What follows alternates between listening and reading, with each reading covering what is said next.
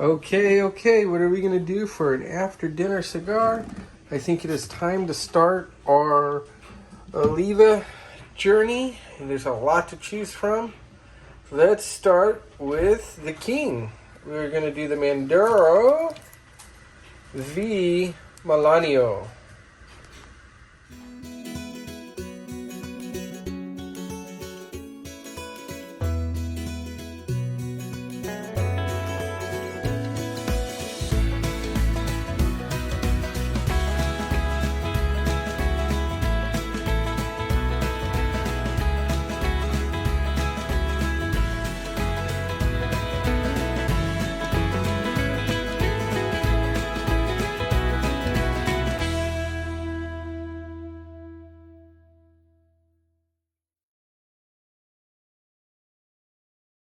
Hello folks, welcome out again to another cigar review. This is Simply Being Shipley Cigar and Pipe, your unconventional guide to cigar and pipe culture, a real channel for real enthusiasts.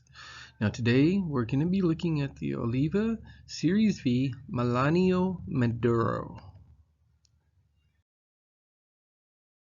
Oliva Cigar Family is the manufacturer. And what do they have to say on their website? Well, let's take a look. The Series V Melanio Maduro, made from a blend of Nicaraguan Habano grown in the Jalapa region of the country and wrapped in a Mexican Maduro from the San Andreas Valley. This unique cigar is sure to satisfy the highest expectations of Maduro cigar smokers. I sure hope I got all those pronunciations correct. Now, it comes in a bunch of sizes, 7 of them, starting with the Churchill and going all the way down to the Petite Corona, and prices ranging from $9 up to $14.8, close to $15. The wrapper is a Mexican San Andreas, the binder is Nicaragua, the filler is from Nicaragua, and the country of origin is Nicaragua. The wrapper is veiny, but smooth and oily. This cigar is actually going to compare with an earlier cigar that I reviewed, which also has that same wrapper on it, and that is the Rocky Patel Disciple. There's a lot of similarities, but there is a couple differences. Let's get into it.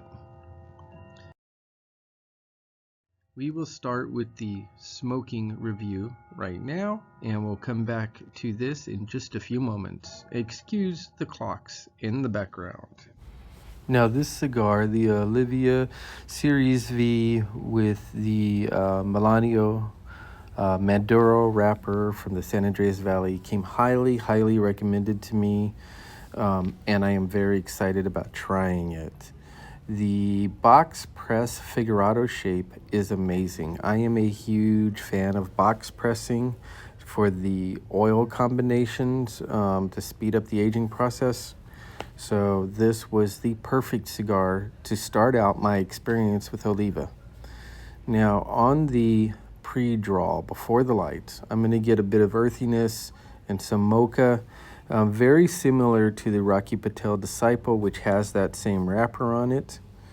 The lighting of the cigar was very smooth. I will tell you that the construction, the attention to detail on this cigar is exceptional. Really good flavor right from the beginning. I'm going to have some hints of woodiness throughout, a bit of sweetness, a touch of vanilla. Very good smoke. Now, like with the Disciple, which I'm going to compare this to since they use the same wrapper. Like with the Disciple, a lot of people say that they tasted pepper and heavy spices on smoking this cigar when I looked over other people's reviews.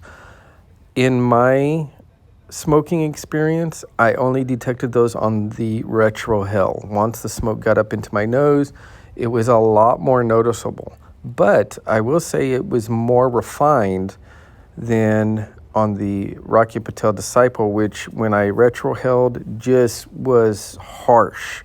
Not harsh in a bad way, but you know, I'll equate it to boxing.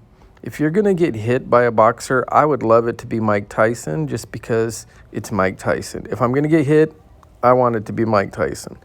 The Disciple is just that. It's going to hit you. It's not necessarily a bad hit, but it will take hold of you. The Oliva was a lot smoother on the spice delivery in the Retro Hell.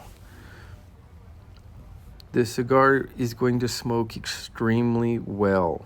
And I will tell you, and I'm going to attribute a lot of this to the manufacturing process as well as the box pressing of this, but the flavors blended together better than most cigars you will experience. The oils from the different tobaccos, I don't know off the top of my head about the aging of different layers of this, but the box pressing and the mixing of those oils really had an effect to create this great smooth delivery. This is definitely a cigar that I'm going to buy more of, and I'm going to keep it around.